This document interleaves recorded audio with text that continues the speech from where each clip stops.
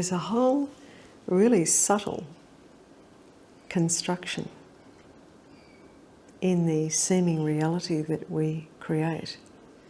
It's like a very intricate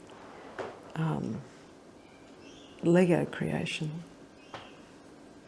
There's one assumption based on another assumption on another assumption. Yeah. And they're all just concepts, all just story. And that's neither good or not good, or bad or not bad. It just is. But noticing that,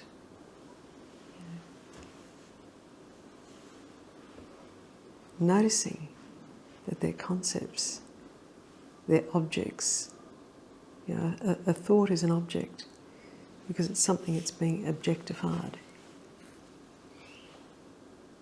Stay with the space, the spaciousness between the words, between the seeming objects, and notice that space.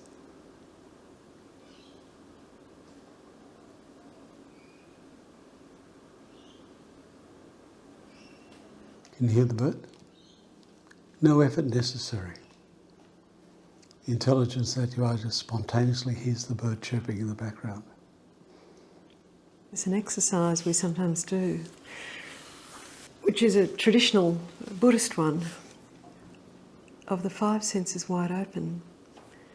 And it's done quite often, we often do it. So many of you, most of you, will know it, who've been here before. And we'll just run through this now, because it's simply an exercise of placing attention in the senses, the five senses. That's the seeing, the hearing, the tasting, the touching and the smelling. And for touch, it's sensation, body sensation, not just the fingertips. And these five senses are always wide open. It's not as if we have to do something, they're spontaneous. As Peter said, you can hear the bird. There's no effort required. That sense is always open. And this exercise, by taking the attention into these five senses, draws the usual habit of putting it in the thinking stream. And the thinking then takes up a more rightful or appropriate position. And we'll do it now. You can do it with eyes closed or open, doesn't make any difference. And rather than the content of seeing, rather than the objects we are seeing, it's the actual function, the sense of seeing, that we put the attention into. And we're just going to relax into that seeing, the capacity to see, and balance that equally with the hearing. That's not particular sounds or particular words that we hang on to, but the function of hearing. And we balance that hearing equally with the seeing. And when it's noticed that one has taken more attention than another, just gently bring that back.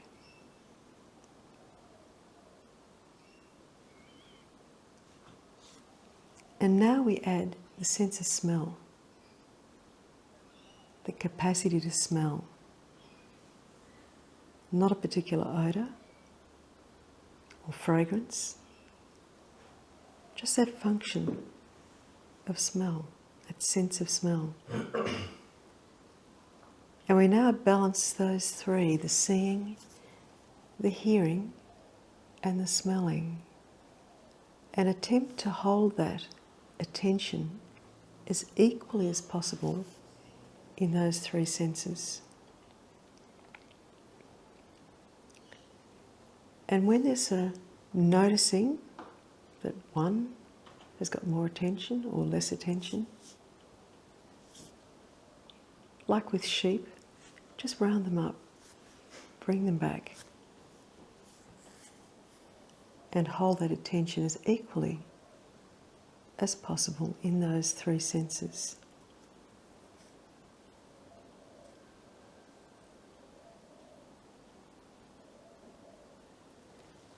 And now we add the fourth sense, the sense of taste. Not a particular taste, but that capacity to taste. And we hold the attention now equally in those four senses: the seeing, the hearing, the smelling, and the tasting.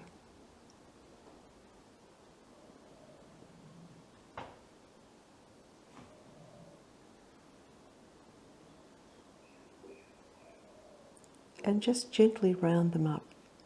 One drops off, or some having more focus. As soon as that's noticed, gently bring them back.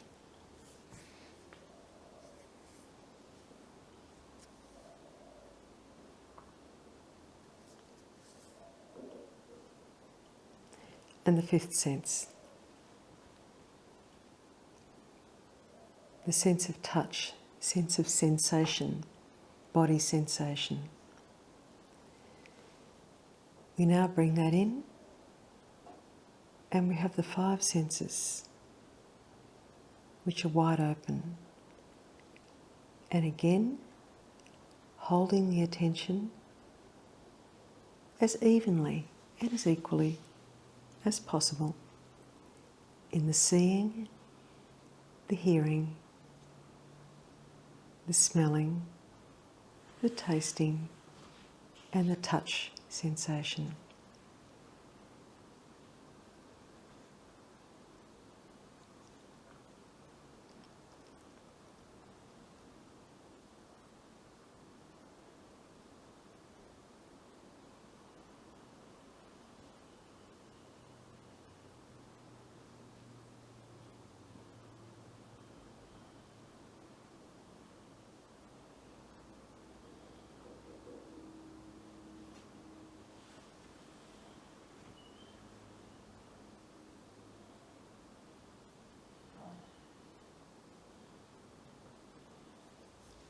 And there'll be a noticing that there's very little thinking traffic. Thoughts will come up, responses will come up, but there's not a dominance. They're not dominating. They're in a perspective of being available, but not dominating. And this can be a very helpful exercise, especially when the mind is running off, the thinking's going nuts. It just draws us back into our presence.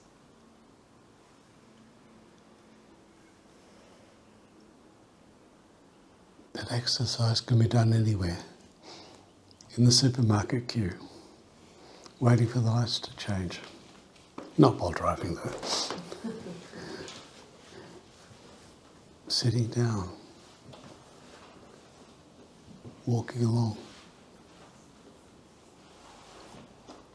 And the wonderful paradox, the five senses are always wide open, equally balanced. And it's not noticed because of the habit of locating attention in the story machine. And that artificial exercise of putting attention to what's already there, presently awake, helps the story machine and the thinking apparatus just to fall into a more natural place. And it's interesting with this exercise too, that after you've been doing it for a while, it can be that there's just one sensing, one perceiving. Yeah. They can fall into one. And that gets interesting. Wonderful thing to do in the middle of the night. Rather than lying there thinking about what aren't I thinking about, just do the five senses wide open. And suddenly morning has arrived.